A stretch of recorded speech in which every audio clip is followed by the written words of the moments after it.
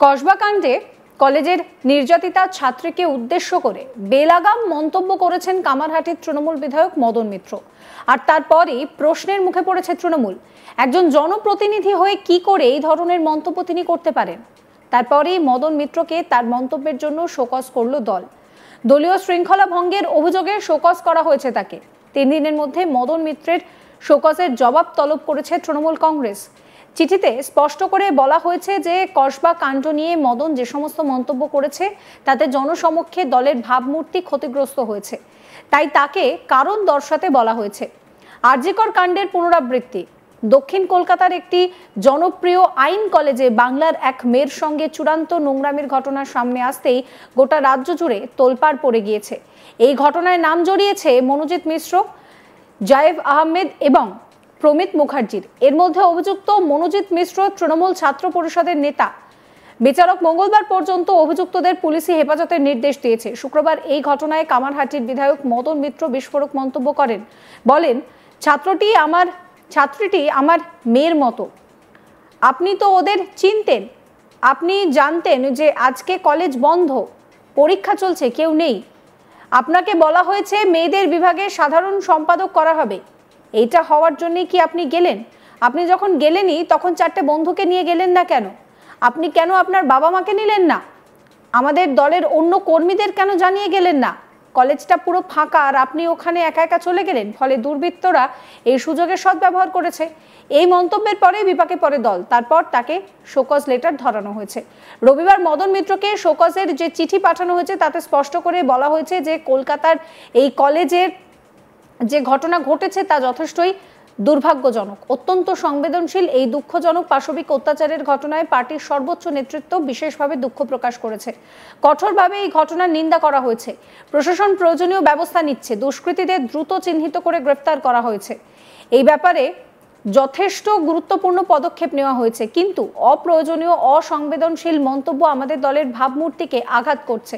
একই সঙ্গে আপনার মন্তব্য দলের কঠোর অবস্থানের বিরুদ্ধাচরণ করছে। দলীয় শৃঙ্খলা ভঙ্গের এই আচরণের জন্য আপনাকে আগামী 3 দিনের মধ্যে কারণ দর্শানোর নির্দেশ দেওয়া হয়েছে। শোকজ লেটারের নিচে দলের সভাপতি সুব্রত বক্সির সই রয়েছে।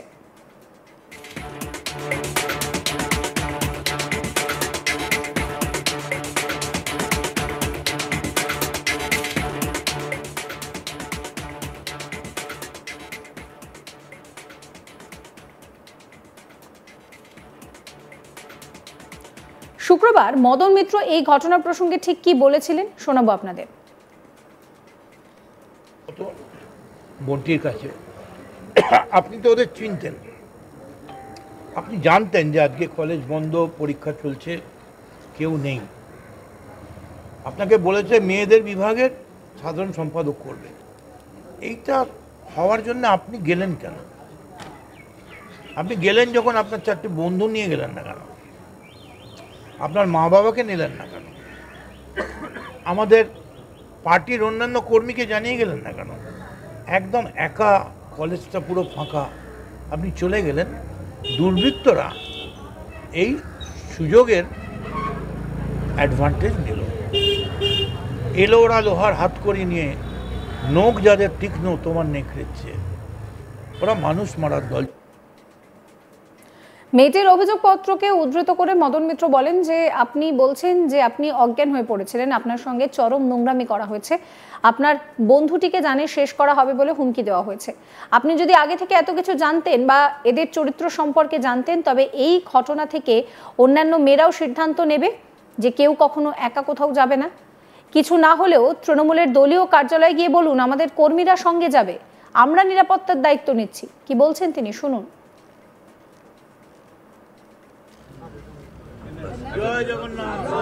আপনি বলেছেন যে আপনি একদম মূর্ছিত হয়ে শুয়ে পড়েছিলেন এবং আপনি বুঝতে পেরেছেন যে আপনাকে পারবার, তা আপনি যদি, এবং আপনি বলছেন যে বয়ফ্রেন্ডকে খুন করবে, তো এত কিছু যখন আপনি আগে থেকে জানতেন এবং এদের চরিত্র সম্পর্কে আপনি অবহিত ছিলেন, আপনার কলেজের পাস আউট, আমার মনে হয় এই ঘটনা থেকে অন্যান্য মেয়েরাও সিদ্ধান্ত নেবে কেউ কখনো আলাদাভাবে কোথাও ডাকলে যাবেন না। কিছু না পারেন অন্তত তৃণমূলের অফিসে গিয়ে যারা দায়িত্বে আছেন তাকে বলুন আমাদের কর্মীরা সঙ্গে যাবে, আমরা নিরাপত্তা না। এ বলতে এই যে সামনে বাড়িটা দেখছেন, এই বাড়িটা যারা থাকে তারা এই বাড়ির মালিক নয়, এই বাড়ির দলিলটা যার নামে তিনি বাড়ির মালিক। শাসক দলের নেতা মানে অর্পিতা কাউন্সিলর, আমি মদন মিত্র নির্বাচিত এমএলএ মানুষের দ্বারা, গোপাল সাহা নির্বাচিত চেয়ারম্যান, মেঘনা নির্বাচিত সিআইসি, এগুলো হচ্ছে অথরাইজড। আনঅথরাইজ ধরুন এখান দিয়ে অনেক লোক যাচ্ছে, যাওয়ার সময় বলে দাদা কেমন আছেন, এবং আমরা যখন মিছিলে যাই লক্ষ লক্ষ, বলুন তো সমুদ্রে যখন ঢেউ ওঠে পার্টিকুলার কোনো ঢেউকে আপনি স্পট করতে পারবেন? এবার কে ঢুকে মিশে গেছে, কাঁকড়ে চালে কাঁকড় মিশে গেছে, তার মানে এই নয় যে আমরা দায়িত্ব নেব না। নিশ্চয়ই কড়াসে কড়া দৃষ্টান্তমূলক শাস্তি চাই, এমন শাস্তি চাই, কিন্তু একই সঙ্গে আমরা আবেদন করছি বাংলার মায়েদের কাছে, মেয়েদের কাছে, এইরকমভাবে কখনো কেউ আপনার সঙ্গে ডেট করলে বা আপনাকে ডাকলে এভাবে ঝুঁকি নিয়ে একা যাবেন না। অন্তত কাউকে না বলতে পারেন, নিজের মা বাবাকে অন্তত জানান। মদন মিত্রের এই মন্তব্যের পরই তৃণমূল কিন্তু রীতিমতন তাকে শোকজ করেছে। 3 দিনের মধ্যে এই শোকজের জবাব তলব করেছে তৃণমূল।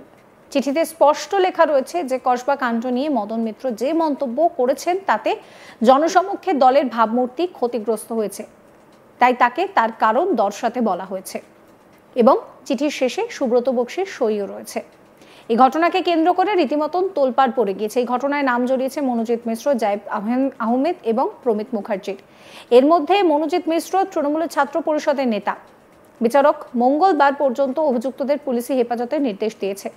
এই ঘটনায় রীতিমতন বিস্ফোরক মন্তব্য করে বসেন কামারহাটির বিধায়ক মদন মিত্র। তিনি ঠিক কি বলছেন শুনুন আরো একবার। বন্টির কাছে আপনি তো ওদের চিনতেন, আপনি জানতেন যে আজকে কলেজ বন্ধ, পরীক্ষা চলছে, কেউ নেই। আপনাকে বলেছে মেয়েদের বিভাগের সাধারণ সম্পাদক করবে। এইটা হওয়ার জন্য আপনি গেলেন কেন? আপনি গেলেন যখন আপনার 4টে বন্ধু নিয়ে গেলেন না কেন?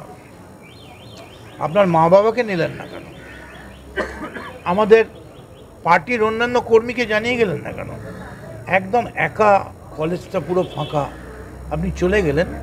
দুর্বৃত্তরা এই সুযোগের অ্যাডভান্টেজ নিল, এলো ওরা লোহার হাত করি নিয়ে, নখ যাদের তীক্ষ্ণ তোমার নেকড়েছে, ওরা মানুষ মারার দল। সমস্ত খবরের আপডেটের জন্য আপনাদের নজর থাকুক আজ তাক বাংলায়। চ্যানেলটিকে সাবস্ক্রাইব করবেন, নোটিফিকেশন পেতে বেল আইকনে ক্লিক করবেন, ফলো করতে ভুলবেন না আজ তাক বাংলার হোয়াটসঅ্যাপ চ্যানেলও।